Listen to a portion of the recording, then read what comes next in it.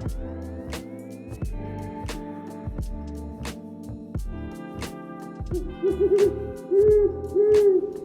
we ready now? All right, let's get it. All right. Welcome back to the Night Owl Podcast. You know what I mean? I think this is episode 10. Not really sure. We had 11. We had double uno. You know what I mean? Double uno. Also, you know, we got shout out my nephew, aka DJ on the mic and the ones and twos. All right. Now this week we got I feel like we've been building up to this. You know, last week we had a great guest last week. Now we're building up to another great guest this week. Ruben. The best one. Ruben Warr, my guy. What's going on, my man? What's up, man? So, people who don't know about Ruben, Mr. Ruben Warr, he does one of the most craziest and brutal sports out there. like my boy Wayne, who'll be on here later in the show, always says, like, for people who go play like college ball or NFL ball, you gotta be certain kind of crazy. You know what I mean? To kind of put yourself to that. To go fight. Oh, you gotta be insane, like it's just crazy. And I know you, so I know you ain't all the way there though. But like, you said I know you, man. But you know, watching you through the last 6 years, you know, through all the, you know, getting out of the fight and get back in the fight, and to see where you're at now, it's good to see it, and see all that craziness going to a good place. Man. You know, it's so crazy you say that, man, because anybody who cares about their hair will tell absolutely anything to their barber. Like stuff they tell their barber, they won't fucking even tell to their therapist. You know what I'm saying? You trust your barber more than probably your wife if you had one. There's an old saying that you know what I'm saying? There's an old saying I used to hear the barbershops and the barber school that a man would cheat on his wife before he cheats on his barber. Fact. You know what I mean? You know what I mean? I'm not validating. I'm not saying anybody cheating anything. I'm just saying that's a rumor. All right, speculations. Allegedly. Well, you know, being in the barber industry, like Tony, dude, I've been with Tony, since before he even won championships for your little barber thing. Barber community. Yeah. Like we've been in, I think, 3 different buildings together. Mm-hmm. So Tony's one of the reasons why I'm in the shop that I am. Oh yeah, and, the goat. Hey, Tony, he's the goat. Dog. I don't care what anybody I need people says. start spamming this so we can get Tony on the show. Fact, man. we need to get him on here, dude. I know it'd be a good ass time. Like he says he's gonna come on, man. We're gonna have to trick him one day. He's so humble though. He is humble. Off the mic, he's humble. I mean, he's humble, period. But boy, he can cut up. He can cut gnarly, up, dog. Yeah. I don't think I've ever seen a barber like him for real. Like that's just so. Not in person. I haven't. Not in person. I tell him all the time. Yeah. Not in person. So that's why I stuck with him for 9 years. Yeah, and so I'm glad you brought that up because you know that's how I got to know you from here at the barbershop, Woody's Barbershop, Louisville, Kentucky, the best with the fades you ain't heard. But so you know we've been coming in and you know we've been talking, ripping I feel like you know, like I said, I've been here for a while, so when I came into the shop, you know, I brought a different energy to the shop, and you know, a lot of clients who weren't even my clients kind of gravitated towards me when I came into the shap, which I feel like you was one too. Like, but I feel like we was always, you know. Well, we always, I felt like we kind of relate to one another when it comes to like music, fucking flower, fucking everything, life. You know what I mean? Yeah. We both.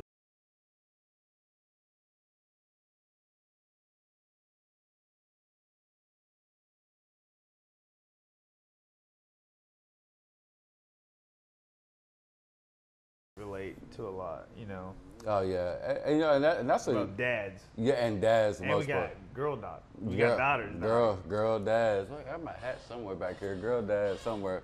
And I really feel like that was a connection, you know, music for real. Cause I've been putting everybody on music. You know, that's just what I do. And to being a parent, cause like. I think like, you know, when you're out chasing your dreams, you know, which to me being a barber was one of my dreams, you know what I mean? And I know your career is one of your dreams and your passion. So I know a lot of people, you know, it's hard to balance that and still being a perfect parent. You know what I mean? Bro. So I remember we used to have like talks about that. You know, sitting in the shops, being about Man, the kids. see, and the crazy thing is people don't really know like what I've been through. You know, like even as like a dad, bro. I remember coming in here stressed as fuck with my baby mama, bro, and it was just like I've worked my dick to the ground for my kids. You know what I'm saying? I have done everything I could. I've sacrificed sleep. I've sacrificed my time. I sacrificed my career for the kids. Like I stepped away from fighting, bro. I said, you know what? This is not feeding my family. Like I got to do something different. I have to do something that's gonna help me financially be a better dad. And fighting wasn't doing it, bro. It just wasn't. And I was losing fights that I shouldn't have lost because I was trying to work a full-time job. I was a full-time parent and then trying to train full-time, bro. There was not enough hours in the day trying to do everything. And I'm like, yeah, I'm Superman, bro. I got all this shit. This is nothing, right? I'm super dad, bro. I could do anything. And then when I started losing, bro, it was like, what the fuck, God? Like, I'm doing everything you've asked me to do. I work, I take care of my kids, I'm training. Why am I losing fights? And it's because I just couldn't do everything all at once. So it's hard compartpartmentalizing when you got to wear so many different hats. Bro, compartmentalize what needs to be done to get to where you need to be. These people, bro, fighting's not just a normal sport, man. Absolutely right? not. You got these people that eat, breathe, sleep training, and I try to tell people all the time because when I was at the top, bro, that's all I did, man. I mean, of course, I was there. I was a good dad. I was always there for my kids, but I wasn't working a full-time job. That was my full-time job, right? And I did that, and then I couldn't support my kids the way I needed to at that time. Yes. You know, my son was autistic. He has split melanoma, so he was in speech, physical, occupational therapy, so I had to worry about that and cover that bill with his mom. And my daughter had cancer. I don't know if you remember that. Yeah, I do, yes. Yeah, my daughter had cancer. So so I was dealing with all this shit, bro. And my career was going like this. And then it just brought me to like a deep ass state. And nobody knows like I took a break. Oh, but yeah, I took a big ass. I was fat as fuck one time. I think he was a little heavy. He was a little heavy at one point. I'm not gonna lie to you, bro. But I was like, it was just so easy for me to, boom, grind the way I did, work the way I did, work, you know, day shift, night shift. I worked 2 shifts, bro. There's times where I worked 353 days one year and 347 days the next year. And I worked a day shift. Sometimes I worked both shifts, but I was also paying like 15 or almost $2,000 on babysitting. Yeah. So I had to work those extra shifts to cover everything else because at that time my baby mama wasn't helping me. You know what I'm saying? Hey, you know, I feel like when some people like, you know, like if you just go Google Al Cuts or Google Ruben Warr, they'll look at their Instagram page and see, oh, like things are going good for them, things are going right. Yeah. But people don't understand the work that you got to put in just to be able to do certain things. Like, bro, a motto, like something that I came up with like 13 years ago. I can remember just like that. I was talking to somebody, and I was like, the key to life, to do what you want to do, you got to do what you don't want to do. Yeah. That's like the ultimate key. Like I feel like even when the time when you wasn't fighting, but you would come into the shop and you know, your mind was still on fighting, like in the back of your head. Oh like, yeah. Bro. Like we would talk about the kids and whatnot, and like I'm back in the gym, start training. It always. I feel like every conversation ended with you knowing where you wanted to be at. Dude, it was my kids are watching me, man. Yeah. Everything I do, my kids are watching me. So it's like I never had dad, and the foster mom I grew up with wasn't always the best mom. So it was like, and then I didn't meet my real mom till I was 28. So I never really had parents growing up, right? So I never had that road to success was never offered for me growing up. So I had to, experience life as a teenager and then raise myself to an adult. You know what I'm saying? And in the meantime, I'm like making all these crazy ass mistakes because you can't expect a teenager to fucking live on his own and be successful and do what he wants to do because he's still growing. He's still growing, bro. Or like I was still growing. I was still learning about myself. I was fighting all over the fucking country. I was, in the military, traveling the world, and then, at one point I was married, and then next thing you know, it's just like no one taught me how to be a man, and so I made a lot of mistakes in my past, and it brought me to where I'm at today. But I've learned so much within those mistakes. So I'm like, it's almost like I'm kind of glad it happened the way it did. You know what I'm saying? Because I would never be who I am today. So I just want my kids to learn from my mistakes by me not like doing it again. Me making sure that like my daughter watches me and I want her to date a man like her dad. Yeah. Right? Yeah, yeah. Because like her dad's already her dad doesn't settle with just anybody. You know what I'm saying? Like I chose my goals before I settled with a person, and I felt like I want my daughter to be the same because it feels so good. I want my daughter and my son both, but it feels so good to be, you know what, here I was at my lowest, here I am at my best, and in the meantime, I know I have made mistakes treating women wrong, but now I know how to treat a woman right. Right? So now that when I'm at my best and when a woman comes into my life, like what just happened, I know how to treat her the right way. Yeah. And now my daughter's at a young age where now she could grow up and seeing her dad be happy and treat a woman right. Yeah. And now she'll be able to be like, you know what? I'm going to focus on my goals. I want my son to be the same thing too. I'm going to focus on my goals first so that way when I'm at the top, I'll be able to dish out the top to whoever comes into my life. And that's what I want to do. Exactly. But someone asked me the question the other day. Actually, I think it was nephew that asked me the other day. We were sitting and talking, and like I said, he knows how I grew up, and he sees me around my kid now, and he's like, "What's the hardest thing about being a dad?" And like for me, what it is like I said, I grew up like a little rougher than she could ever imagine. You know what I mean?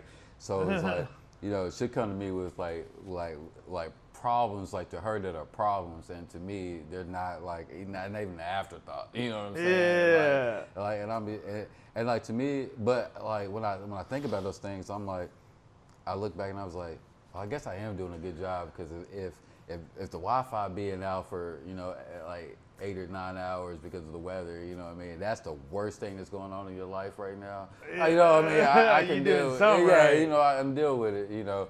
But it'll be like certain stuff. Like I use for example, like me and her driving in a car. I got style, I got good taste in music.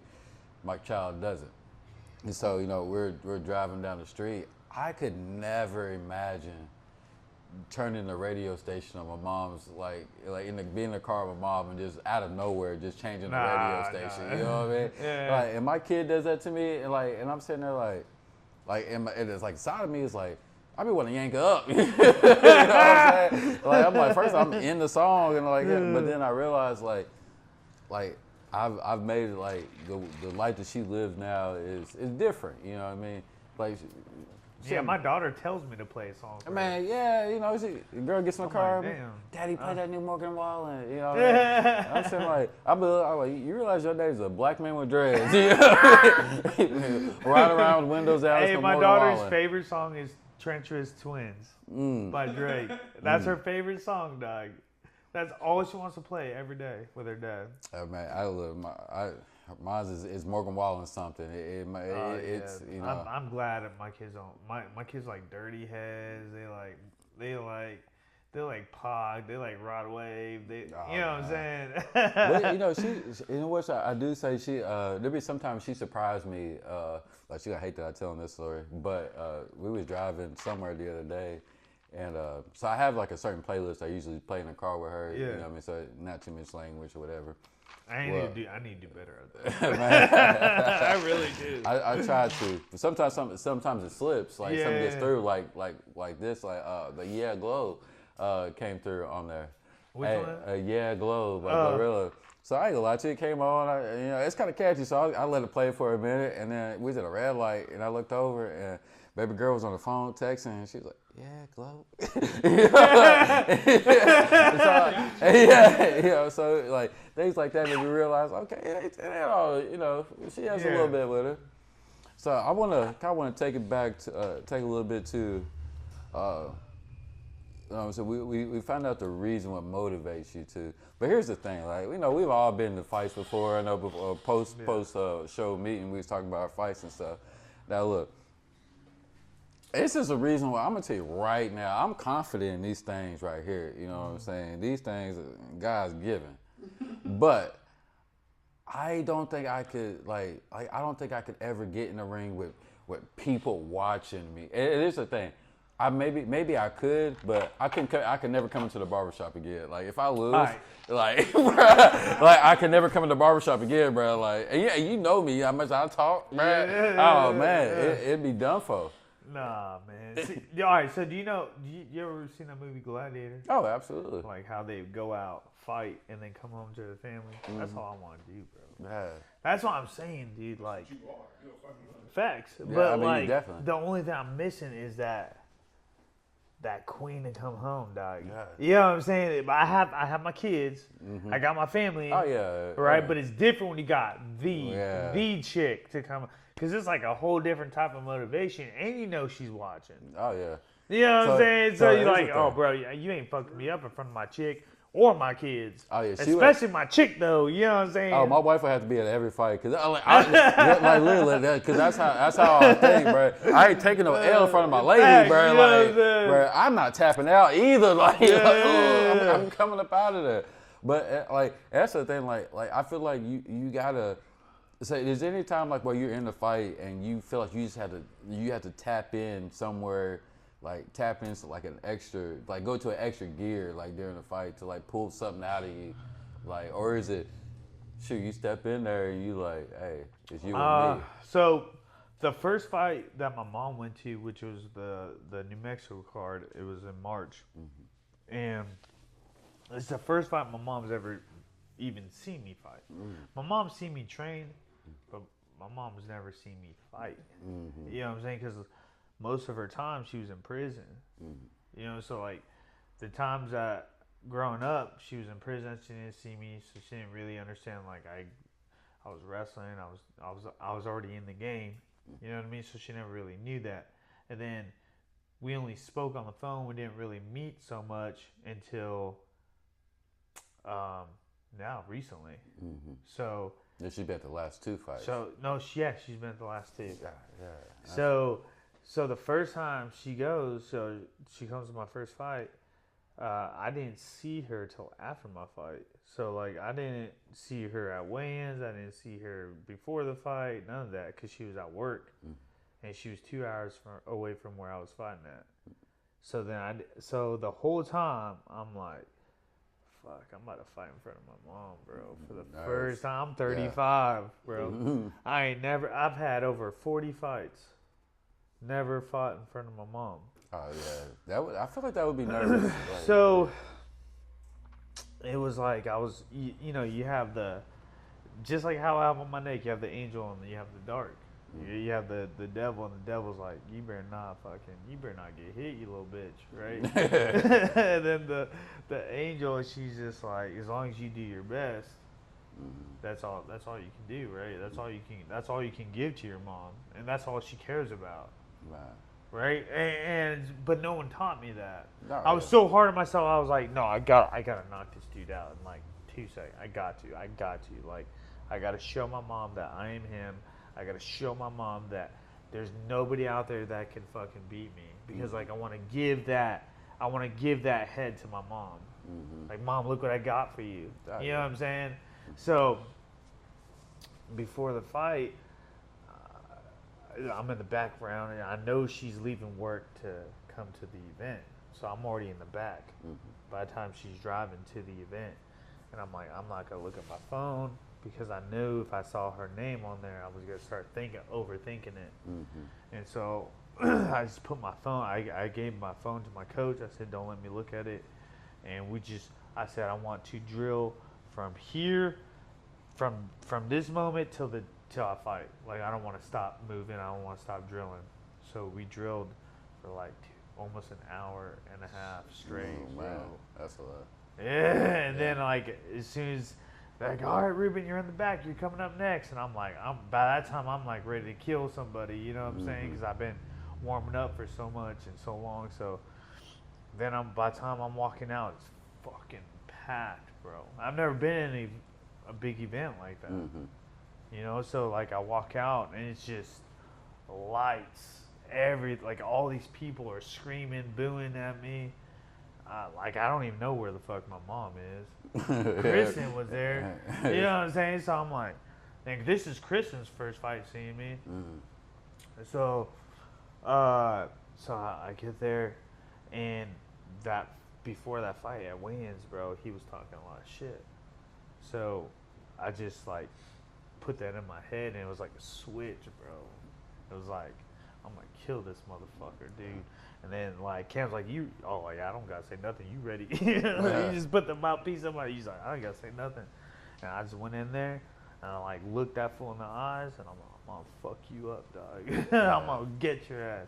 Speaking of the second fight that your mom was at, because we gotta talk about that, cause like, and especially like, so you know, seeing, because you know, her seeing you at the first fight I'm sure was amazing. For her. But at the second fight, dude, man. So, we're gonna clip this into this part. We're gonna clip this part so everybody's watching, so they got to see this. You know what I mean? And what I'm talking about was it. Now make sure I'm getting my stats right. I should have pulled up right now, but my laptop died. So this is just designed right now. So was it the second fastest in bare knuckle history? So technically it was the second fastest, or third fastest. Third fastest? Yeah. So, but it was the fastest. If you time it, it's 2.7 seconds. 2.7 seconds. Yeah. So what I was getting, like, your mom was at the next fight, which I was watching the fight at home on this laptop, like right here. I'm playing the game. I'm playing the Xbox. I mean, whoa. Never would I. PlayStation. I have no idea why I said Xbox. No. Gosh. Let me sanitize. He said I finally went up. I had to sanitize my mouth after saying that. So I'm sitting there playing PlayStation. I'm talking to my boy Cam. Shout out Cam, not newbie, on here. And I'm talking to him about you. I'm like, yeah, my boy's on here, bro. He's about to go crazy. And the whole time when we're sitting there playing, I'm not expecting, like I'm saying, you my boy, I'm expecting you to win, but I'm not expecting the second fastest knockout in bare knuckle Nobody fighting. is. Yeah, you know what I'm saying? Because I remember looking at the TV for a second, and then I looked back. And I thank God I looked back, because like if I would have waited another second, I would have missed it. Like I looked back and dude ran up. I don't know what he was doing. Like he wasn't ready. But the thing, and you know he did a halfway swing, and boy, you put something in your back pocket and came back out and got it when you swung at it, bro. Like, so what was going through your head, bro? I don't even know how to explain it. Like, I visualized that knockout the whole time it was like God was telling me, this is what you're gonna fucking land. Like, this is exactly what's gonna happen. Bro, I visualized it the whole time I was training for that fight. And my coach would tell you the same thing. Like, we just knew that was gonna be the combo. We didn't know that it was gonna be that quick, but we knew that we were gonna hit him with that, just because of his style and the way he was. And when that happened, bro, it was like he was falling in slow motion, bro. I didn't even realize what I did, bro. Like if you notice, I didn't go all nuts. No. It was like I said, me watching it, like I saw you hit him, he dropped, and you kind of looked at him like, is that it? Like you like he was like, you was kind of like for like at least a second and a half, you was kind of like, is it done? Is it over? Like, bro, like yeah. because they were still counting. He was like, the ref was counting, and I'm like, bro, what just happened? Yeah, right? And I'm like, bro, you just knocked this dude out in like 2 seconds, bro. It was fast. Like, how did you? And low key was mad because I had nothing else to do for the rest of the night. Like I was expecting, you know what I mean? I had to watch a little fight, you know what I mean? He ended that real quick, you know what I mean? But like I had, like, people ask me all the time, like, bro, how did you feel? Like I didn't feel anything. Like it was like all I had. The only, to be honest, and I'm gonna say this out of realness because this is a podcast. And I feel like people should know the truth about people, right? So the only thing I thought about, bro, was my ex and saying that I told you. That was it. Because so when she left me for that dude, right, bro, we're hooking up, and the dude is calling her while we're hooking up, and I'm looking at this phone, and I know she's with this dude, right? I knew she was with this dude before she even came to my house, right? But I let her in, as I knew what that led to, and I just wanted her next to me for one more last time, just so I could like, just piece. One more time, give me one more, Well, like we're all guilty. We're all guilty. You know what I'm saying? Like I was like, all right, this is gonna be goodbye. It's gonna be goodbye, right? I'm killing it but I'm killing it too. She's gonna remember that goodbye for the rest of her life. You know what I'm saying? So, boom, I'm hitting it. And their phone's blowing up, and I'm like, dog, what are you doing, bro? Like, imagine if this was your daughter, I mean, like, and I'm thinking this self as I'm still hitting it, and I'm like, bro, fuck, what are you doing? I couldn't. Like, I was like, you gotta go. I was like, you know what? And I had tears in my eyes and everything, bro. I was crying and everything. I said, you know what? You just woke up a monster, bitch. I'm gonna fucking kill this man. I'm gonna kill this man. You're gonna see for yourself. I'm gonna come after everything I'm coming after for. Yeah. And you're gonna fucking watch that shit, and you're gonna regret what you're doing to me right now. I promise you. Which and after you won, I told all my homies, you delivered one of the best post-game, post-fight speeches like ever. Like it was epic, and I'm mad I can't find it on the internet. I've been scrubbing, like I've been trying to find. I'm surprised no one's posted it, but like the crazy thing is I drive a lot because I'm in sales, so I'll be driving. I'm like, when I knock this motherfucker out, what the fuck am I gonna say? Like this is what I'm gonna say, right? Because like everyone, I know another fighter has to think what they're gonna say before they, you know what I mean? Before they fight. A former football player. We know what we're gonna do. That's like an actor going to an award show. Yeah, exactly. That's exactly what that is. Yeah. So it's so crazy. I'll be driving, smoking my blunt. I'll be in my fields. I'll be playing that song by Tony Martin, bro. I'll be in my fields, and I'll be like, I'm gonna let this bitch know what's up. And this is exactly what I'm gonna say after I knock this dude out, right? So if you watch the speech, I almost like, because there were so many different directions I could have took about talking about her and what she has done to me, right? And then it just came out that way, bro. It was epic. Like I remember, like I'm playing the game. I stopped the game. I said, yo, I gotta hear what my boy talking. Like, cause I had the mic on him one time, and then you start snapping. I said, whoa. Well, hey, like that was the most epic. Like, like don't worry, I'm not done scrubbing the internet. I'm gonna get that clip, bro. I'm gonna have it, bro. For you, but bro. It was like so much has happened in that year. You know what I'm saying? being gunned down the way I did, being fucking my back door kicked in, my house fucking robbed the way I did, and then and then getting robbed by another roofing company the way I did, and then having to fucking battle back as a father, a single dad at that, with no parents helping you, nobody helping you, bro. You got yourself. Like, I had to fucking figure it out on my own. You had to fight. Quick. Yeah. You know what I'm saying? And then it was like, it put a different chip on my shoulder. It made me just hate the fucking world, bro. So when she did that, that was like the fucking icing on the cake.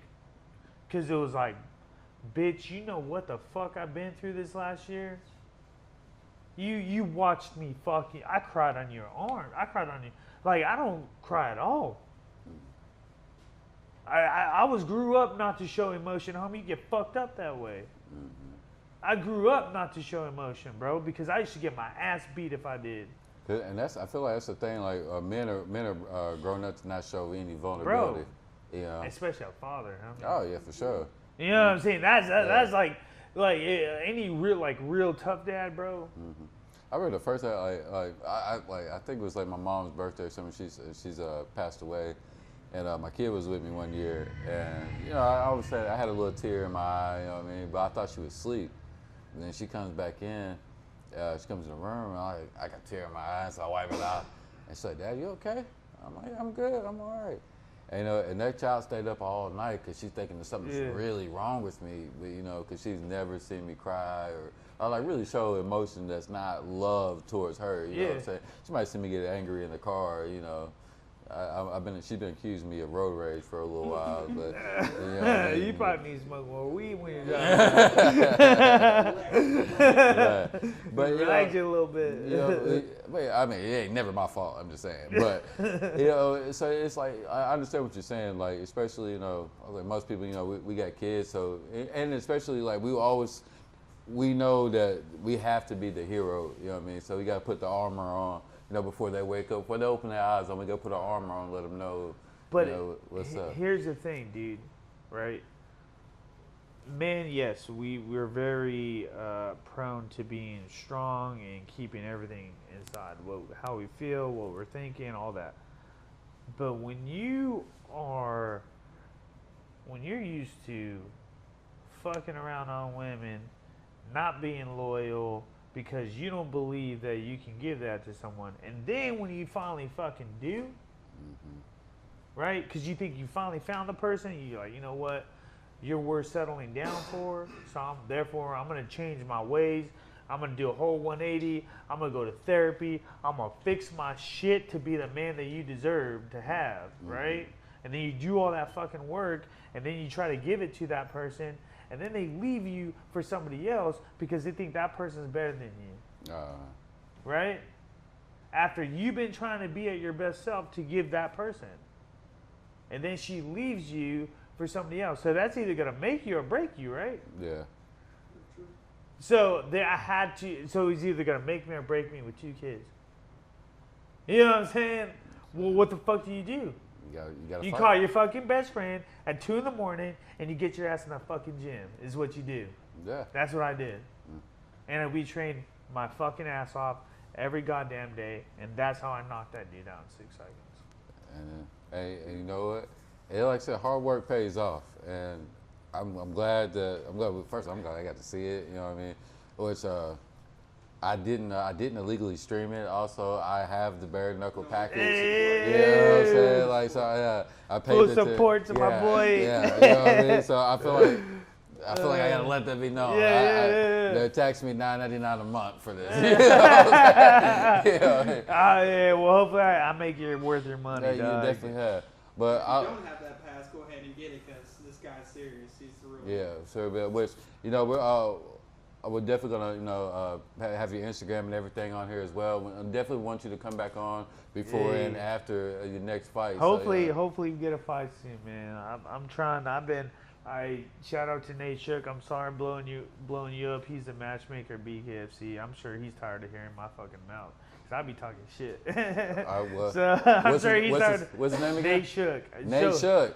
Hey, we need that fight, Nate Shook.